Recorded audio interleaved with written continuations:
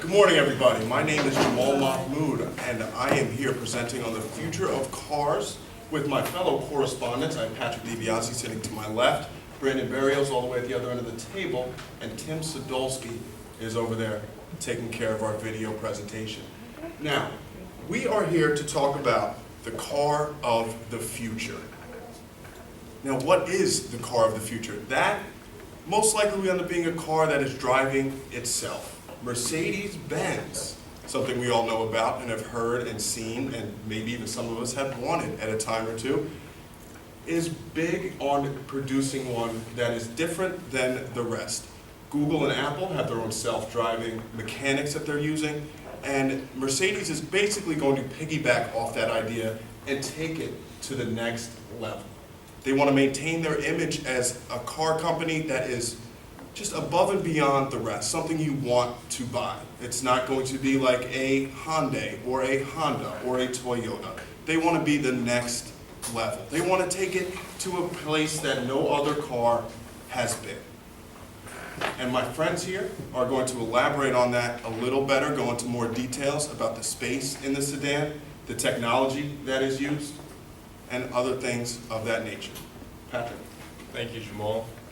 Yes, so Mercedes' vision of the future is that space will be the new luxury. We all know Mercedes-Benz as a very luxurious car brand, and going into the future, they believe that space will be the definition of luxury. So if you look at these rough sketches of the concept they had with this futuristic car, you can see that the wheels are pushed way out, the doors are very wide, so it really creates almost like a cocoon.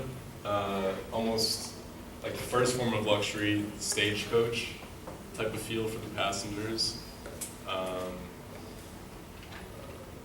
So right now we'll take it to our correspondent on the ground in California, Mr. Brian Cooley. Tim, if you want to look up with him. The greatest luxury of all.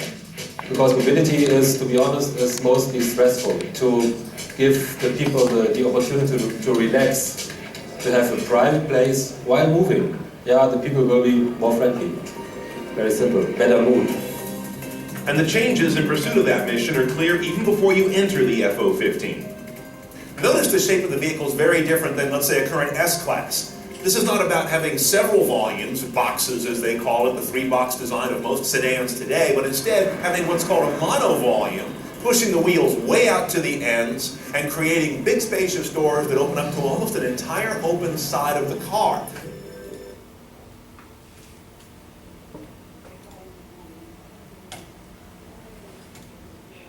Alright, so as you saw there, it's a very spacious cabin. Another feature of the futuristic Mercedes car, the F-015, is that each door will have its own built-in computer, almost like what we would see as like a tablet today. So each passenger will be able to flip through a few different functions available in the car. They'll be able to see things like, estimate arrival time. That's not too out of the box. Our GPS can do that. Something else they can do is have like a social media function with their vehicles. They'll be able to see who their friends are that are driving near them. They'll be able to see the views of cameras from their car.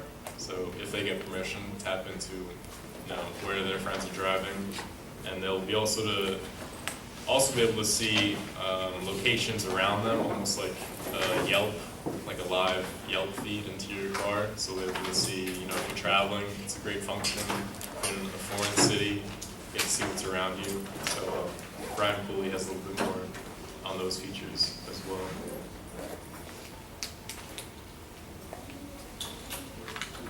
Results that we have now in the car. Now here's an example of what it's like to sit in the Mercedes F-015. As you can see now, the seats are facing each other. This is what they call lounge mode, as opposed to everyone looking forward and some of them looking at someone else's head. And that kind of communicates that everyone's view is about the drive and where they're going. But again, we're trying to break that tyranny. The lower half of each door in this concept, below the glass, is a large screen that can do a lot of different modes. One of the most important is what they call the guided path mode, and you have several menus under that.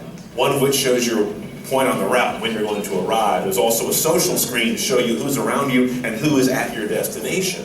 There's a places area, which is kind of a rich POI presentation that is, again, geographically sensitive. Great when you're visiting a new city, right? But this is interesting. BeamCam. This will allow you, with another driver's permission, to actually log into the surround cameras on their FO15 and watch their drive. And this is some of the most interesting psychology of all. Here's the drive mode menu. But I have real questions about what the nature of a car's drive mode means when you're not driving.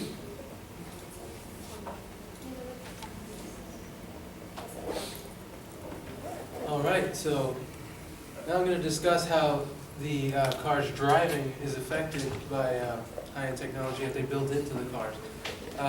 The front and back of the car is equipped with LED lights that are more immersive and involve the public more than lights nowadays.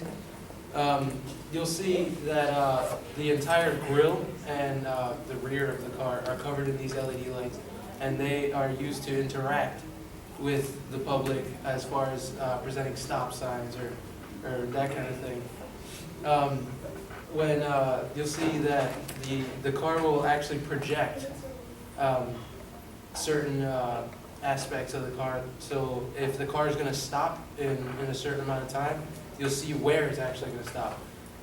Sometimes it'll project an actual crosswalk so that the person can safely cross in front of the car and they'll know that the car's not going to move. The car can also, as you saw, you could choose anywhere from a safe route to a more dynamic. So you could choose whether the car drives slowly, carefully, gives you a comfortable ride, or you can choose whether to get there a little bit quicker, maybe sacrifice a little ride comfort. And Brian Cooley will be able to elaborate on that.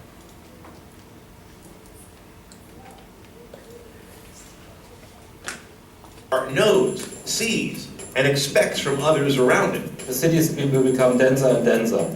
There will be competition about public space. So it will be impossible that we maintain in the cities lanes for everybody. Free lane for everybody, and separation, so that will become shared. So the machine, the mobile robot, so to say, the car, has to give signs what he's doing. So you have to build up the relationship between the people and the machinery.